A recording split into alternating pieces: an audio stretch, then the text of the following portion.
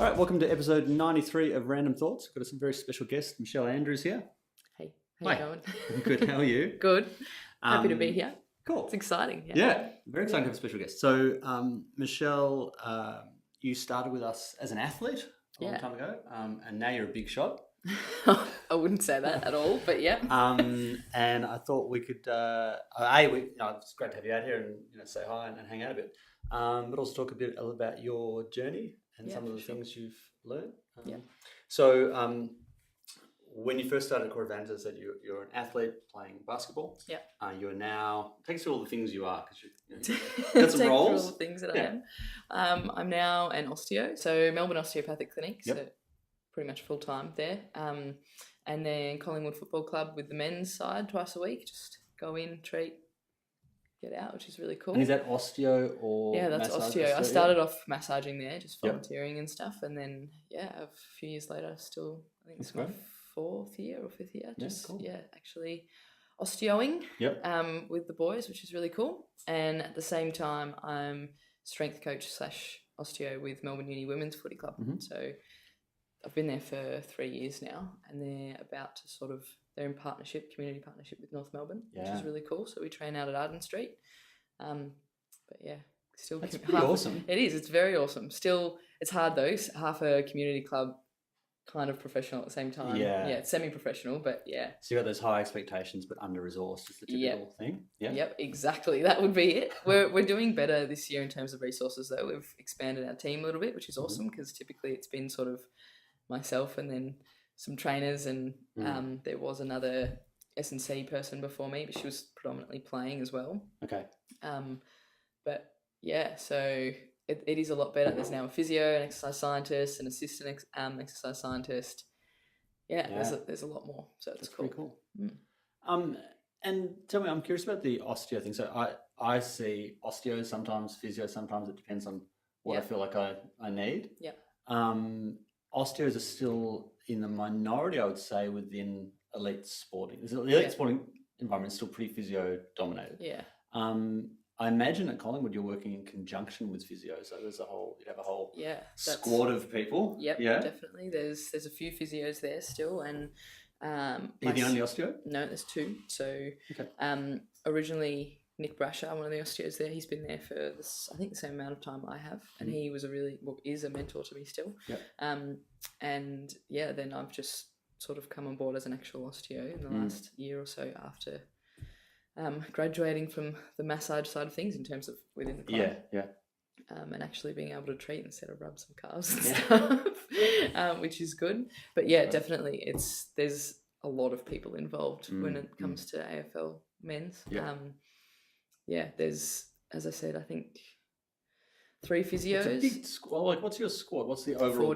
40 AFL, and some of those will be predominantly VFL, but 40 AFL. People to be looking after. Yeah, and then the VFL boys come in at different times as well. But so there's 3 physios, an osteo, myself, another 4 or 5 massage therapists, like myotherapists / medial massage, and then like exercise scientist, strength and conditioning guys, more strength and conditioning guys, cross training guys, agility guys. Is Baba there? He's still doing stuff. He's occasionally. Hi, Baba. He sometimes watches the show. Occasionally he's there.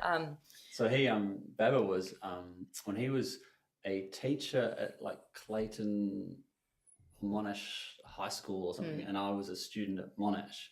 He taught me how to squat 25 years ago. Yeah, wow. That's crazy. Yeah, lovely guy. Yeah, he's really nice. I've only met him probably a while ago. He probably wouldn't remember me. So is Collingwood more, like different clubs have different budgets, different programs, have different perspectives and principles and how they run stuff. It seems to an outsider that Collingwood spends a bit of money and have a lot of people. Yep. Is that accurate? Probably not. To be honest, I wouldn't know. I wouldn't be able to comment on it. But you have at the same. But you have quite a few real narrow specialists. So you've got an agility. You've got this. You've got that. Yeah, but those. Yes, but they're there less. Okay. So you wouldn't say that you he's probably there once. I don't actually know because I'm not there as much. Because my question, I suppose, is how you get an integrated approach. If you've got yourself, you've got physios. How do you divide the work up? Like, do you? So how does it work? And don't tell me anything you shouldn't. Yeah. It just depends on the player. I suppose more acute injuries would be managed by physios. Just and players will always have preferences. They'll prefer to go to physios or osteos or whatever it might be. We ask the players that they actually get treatment, or the team asks the players that they get treatment pretty much every time they're in the club. So yeah, I know. A lot of the time it's so good. Yeah.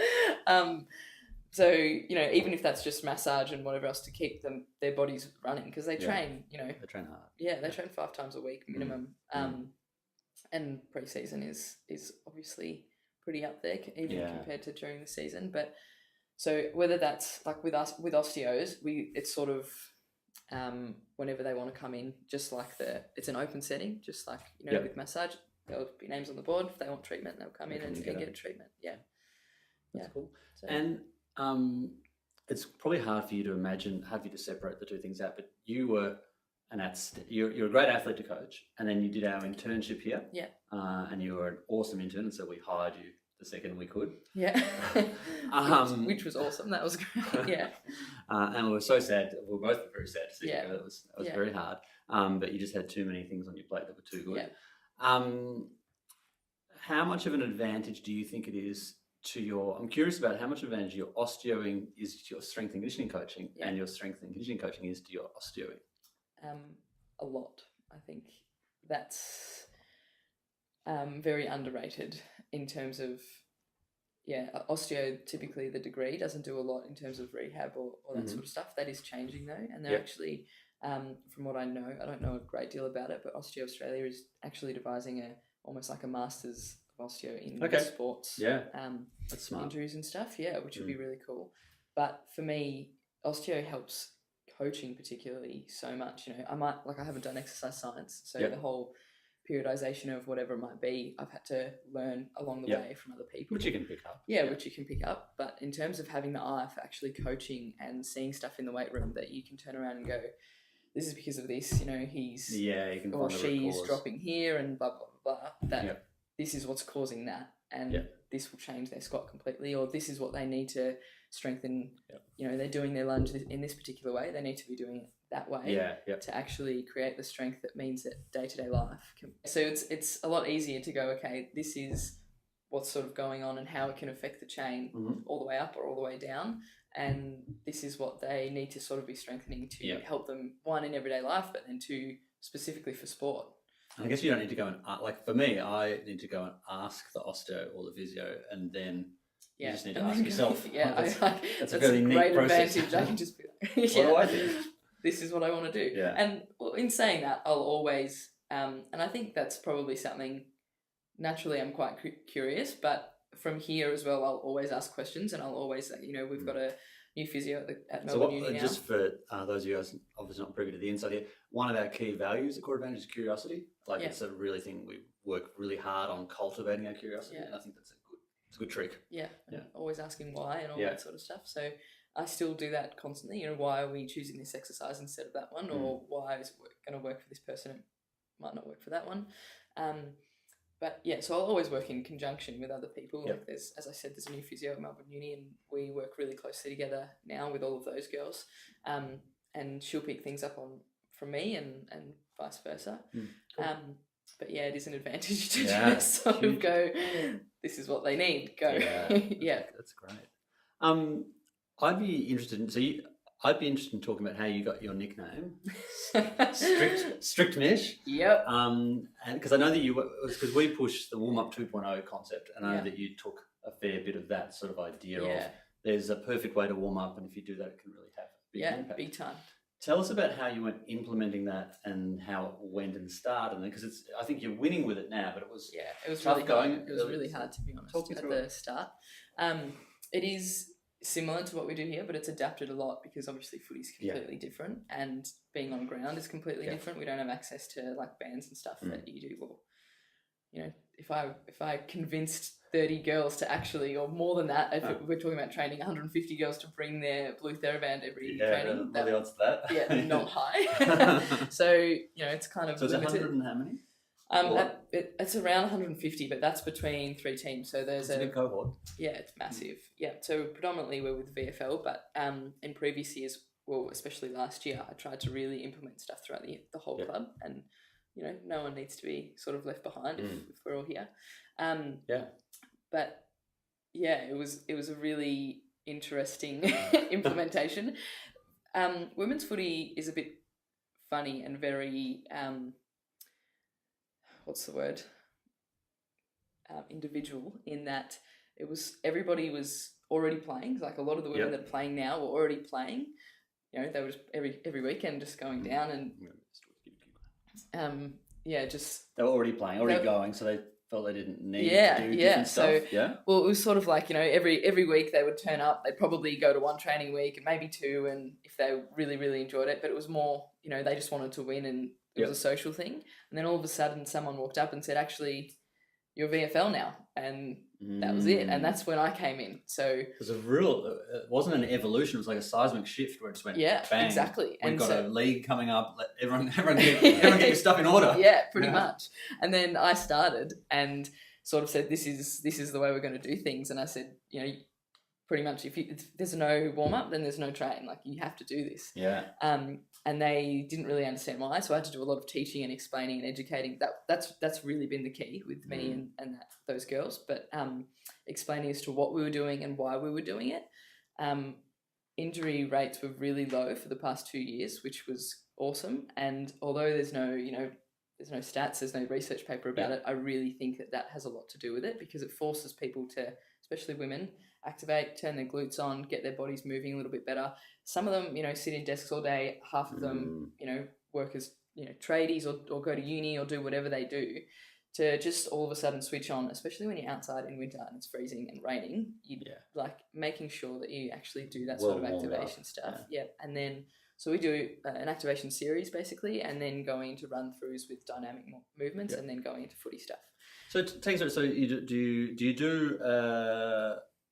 static stretch at all, or you go straight into? I don't do a static stretch beforehand, but we do.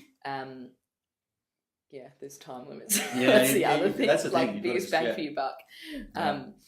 So we do mobility type stuff. So we'll do like back rolls and thoracic rotation work, and then glute activation. So your glute squeezes, glute squeeze and lift that we did here. Into some other stuff. So adductor activation, so side lying lifts and is it like lifts. The Copenhagen type, the side line where you're holding, like you're holding your body up, the top leg up? No, so the top leg would be bent over again, resources, but just having the bottom leg straight and just literally doing small activations just to get it switched on. And then side lying glute as well, glute bridges into single leg glute bridges, and then we do some upper body stuff, because one thing after the first year, the biggest thing we had, touch wood, I will tap the table. Yeah, tap away on that one. We had no knees in the senior squad at all, which was great. But we had a lot of shoulder instability. Yeah. So I sort of tweaked things a little bit the second year to get on top of that. It's really hard. A lot of females are just lax in general. And again, if you tend on average to be less in love with bench press and rowing and shins. Actually, they love bench press, I've found. Have you? But not hate the pulling stuff. So literally the first week I walked in, I just thought, oh my God, everyone's walking around like this. Or, it's probably from being at a desk and all that sort of stuff too. It's terrible, isn't it? Like the one postural signature we get from modern life is to be slumped over. Yeah. And so then we go to the gym and unless we're coached, we magnify that. Yeah, exactly. So that was interesting. But so we go into TWI holds and back burners and stuff like that. Just doing them lying on the ground? Yeah, just lying on the ground. So if it's been raining? Yeah, tough shit. You have to, that's strict me. That was, I'll get into that later, but that was one of my big things as well before a game. If it's already raining or if it's been raining and it's muddy, you need to get into the mud in the warm-up, because then why would you be ready to do that from first bounce? Oh, they would hate that. They definitely, they hated it, But, and I had girls going, I don't think it does anything.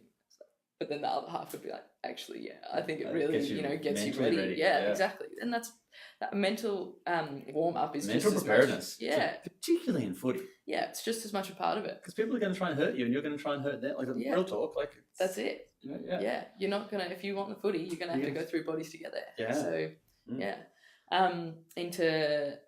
we do some rotator cuff. Yep. So almost in like a knee plank position and rotating around and pushing out through there. That's kind of, as I said, the best that we can come up with. That's in good. Terms of push-ups and then bird dogs. Yeah, great.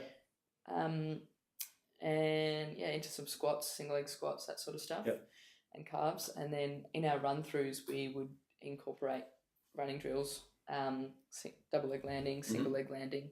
So I don't know if you still do that here, where you would sort of do, all your running and then go and do your landing stuff. Minimize time, we do it all in one. So running stuff on the way up, and then technique like even arabesques on the way back. Yeah, cool. Landings on the way back. Yeah, I think all that stuff's great. If you can get them into a routine of doing it again and again and again. Yeah, that's it. Repetition. Yeah.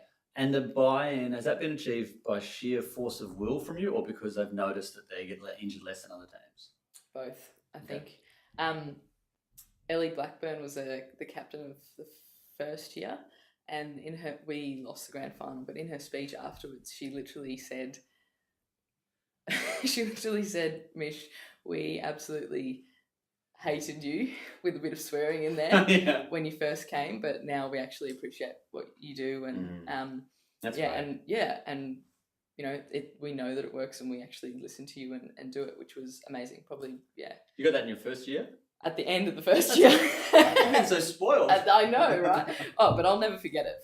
I'll never forget the fact that she even said that. So that shows it's worth pushing through with that stuff. Yeah, as well. Definitely. But as I said, it was really hard, because these girls, like I had a girl come off a plane and that morning, and then I found out that she'd gone and played in the reserves because they were down a player, and I thought, that's not okay. We don't do that. And she goes, I've been playing for like 7 years, mate. Like, it's fine. I can do this stuff. Oh, and No, not anymore. And so it was changing that culture and shifting that, which that's cool. Well done. It's probably still happening. It's a process. It's not completely. It's not completely there. That's for sure. So that's a nice little segue to touch on your ACL, your injury, because it's interesting. Because I think of you pre-ACL, you were, into my mind, a triple threat coach. So played high level sport, osteo, and strength conditioning coach. That's three really important things to have. Like that lets you have a market advantage against so many other people. But now you're a quadruple threat because you've done your ACL. I know. And I think that's actually really advantageous long term. You learn I wouldn't have thought much. So when I did it, but definitely, even in the couple of months afterwards, it's definitely become an advantage. It's huge, sure. Long term. Especially the mental aspect of things. Can you tell us how you did it though? Because I think that's a little funny. Yep. I don't think it's funny. I think it's stupid. But I just like along that sort of like plumbers with leaky taps. Yeah. I broke my own rules basically.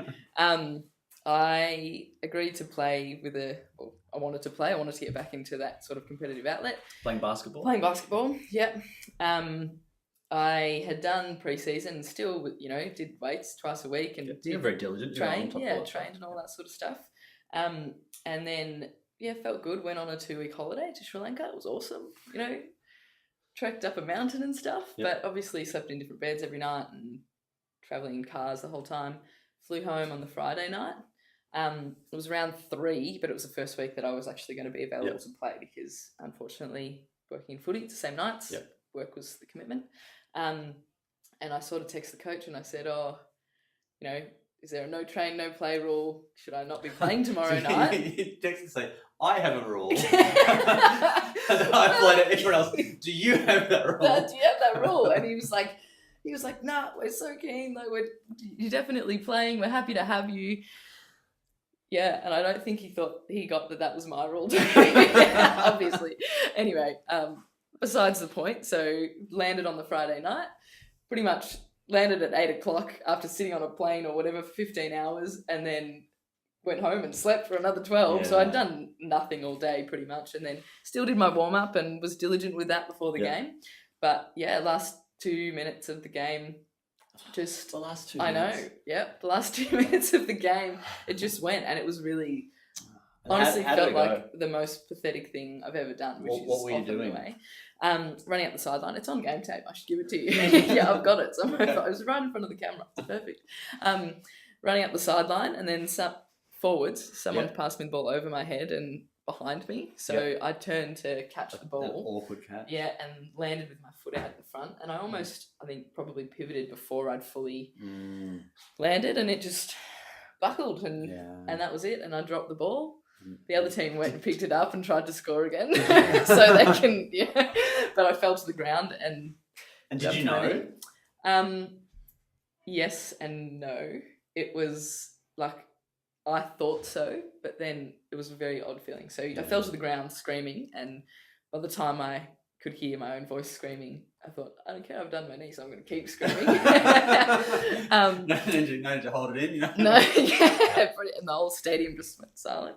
But I actually felt it, so that was quite traumatic. So, and I can still picture that. Like, I was kind of swinging through and I was looking at my knee, so it was quite gross to see that sort of hyperextension position, and you could feel it sort of this like nobody that's done their ACL wants to hear about this, but anyway, you could feel this kind of like teeth grinding, and then it kind of reached its end and then just went, and that was it.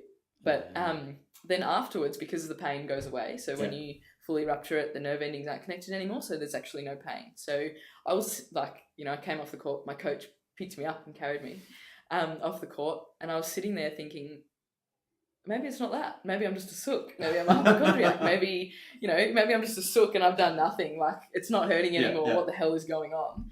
I wasn't. And, at that time, your hammy often seizes up as well, and it grabs on. So to do all the tests, they actually become false. Like they become... Because it grabs on, so it gives you the sense as though like it's stable. And so... it was sort of like, oh, maybe you've just partially done it. Maybe you dislocated your kneecap or whatever. But I knew deep down. And then that night, I got someone to do it for me, and it felt awful. It was just not connected. Yeah, that sounds fun. And so you've nailed your so that was you've been really good with your rehab. You've nailed that. Yeah, there's always, I've had a couple of hiccups, but no massive ones. A lot of people said to me, oh, you'll definitely pop your hammy, and people do that once or twice. No, I don't want to, and I don't think that's a good thing. Yeah, the donor side often. Donor side's weak, but if you put your strength work in, you just got to put more love into it. Yeah, you just got to give it extra. Yeah, definitely. And so I didn't do that. I've had a couple of, it's kind of like bone bruising in there sometimes, and it will, as you said, as soon as there's a tiny bit of fluid in there, it's amazing. Do you remember what some ridiculous in terms of it's like cc's of fluid? It's something absurd, like 3.5 cc's and VMO, and quads just switch off. Yeah, and so anytime I annoy it a little bit, so even the last couple of months, change of direction stuff just stirs it. It's still like I'm able to do it and it's fine, but you can feel it afterwards. That's quads will just go, I'm a little bit.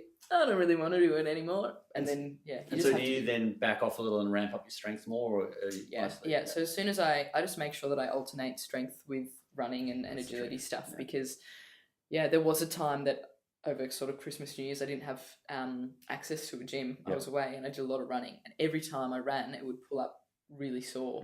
But I still kept running because it was like that. You get obsessed. Yeah, but it's a different pain. It's kind of like a bone bruising pain. And it wasn't stopping me from doing anything. I could just feel something. And then as soon as I got back into weights, it completely went away. There was nothing else. So it just needed that sort of stability. Yeah. That's cool. Yeah. So in terms of, obviously, doing ACLs is a big topic in women's footy. Yeah. And Jacob and I, maybe a year ago, we were talking about how it was probably going to be an epidemic, because if women in basketball are 8 times more likely than in footy, than men in basketball, then women in footy we're going to have a lot. Yeah. We're at that phase now where everyone's running around freaking out. Yep. And I think we'll eventually move into a phase where it becomes an accepted thing. Yeah. What do you think, we don't have heaps of time, so it should be really succinct. What do you think is the big rock that if you had a magic wand and you could just make one thing better to make your athletes not have an ACL, what do you do their ACL? What do you think it would be? Training their movement patterns, and that comes from movement skill. Yeah, the warm up and doing that diligently. And you can't have not everybody has access to a gym when they're playing footy at a community level or when they're growing up playing footy. And you can't guarantee continuity either because they do have access. Yeah, exactly. But those movement patterns are really, really important, especially, you know, there will be a change, I think, in the next even 3 years to 5 years, because girls that will come up and play senior footy have actually played junior footy, whereas at the moment they haven't. So they don't know, you know, necessarily how to attack the footy like the men do. They don't know, you know, how to move as well as the men do in terms of footy. The real change will be when girls, like my daughter's age, she's 5. Yeah, and so when she plays. When she plays, she's pretty aggressive. She likes to hit people. Yeah. Usually she likes weapons, so I don't have to go and put it. Still brings a baseball out to footy. She sconed my son on the head with a hairbrush the other day. But anyway, when kids like that and girls like that come through, I think that's going to be what you really see where they're at because they've done it from a young age. Yeah, I spoke to someone a couple of weeks ago about, you know, a message to parents of young kids.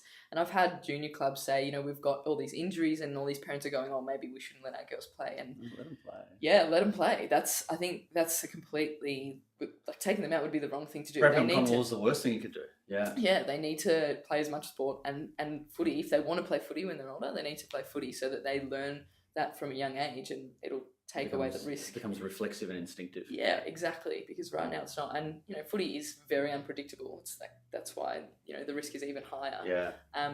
But if you're growing up and you're aware of that unpredictability a little bit more, then yeah, it'll definitely help. And you can, we should close with the fact that you can enhance that by practicing movement skills. Yeah. So you can, all the things Michelle's mentioned, they're very easy to do yourself. You can jump on our website and go Warm 2.0 and get some really basic stuff there. Yeah, definitely. Jacob will include some links for our YouTube channel of just how to do the basic movement stuff. Because across sports, you know, cutting is still cutting, sprinting is still sprinting, landing is still sprinting. So anything there is going to be advantageous. Yeah.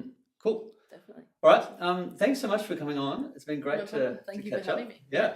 Awesome. And we'll see you guys next week. Everything will be in the show notes, or next fortnight rather. And see you soon. Cool. Thank you. Cheers.